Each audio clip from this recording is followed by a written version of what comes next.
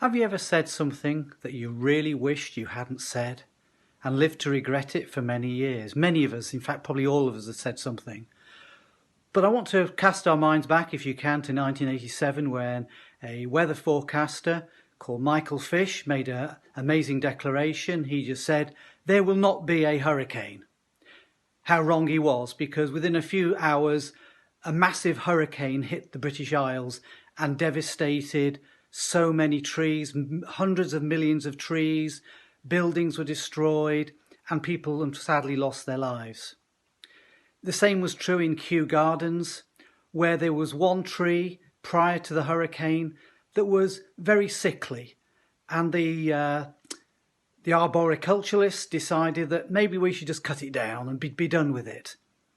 But they decided just to give it a bit longer. But the hurricane solved their problem. It completely blew that tree flat. Its roots were stuck in the air and they thought, well, it's the end of the tree. But somebody said, let's just give it another chance. So they got some heavy lifting machinery, pulled it back into the hole, tied it down, strapped it down, put a bit more soil around its roots and just fenced it off and left it.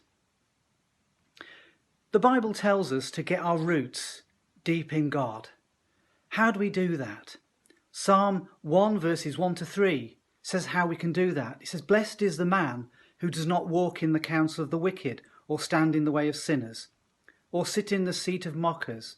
But his delight is in the law of the Lord, and on his law he meditates day and night. He is like a tree planted by streams of water, which yields its fruit in season, and whose leaf does not wither. Whatever he does prospers. You see, in this season of uprooting and destruction by this virus, maybe businesses, relationships, lives, and churches have been uprooted and maybe look as if it's the end. But in God, he doesn't destroy, he puts us back into place. As for this tree, it is now one of the most magnificent specimens in Kew Gardens. The hard ground that prevented all the roots from absorbing all the nutrients from the ground have gone, and it's all soft around it, and it's still fenced off, but it is a magnificent tree. Maybe that's what God is going to do for you, that after all this is done, you'll be replanted in his house like a tree planted by streams of water with deep roots. Get your roots deep into him, yielding its fruit in due season.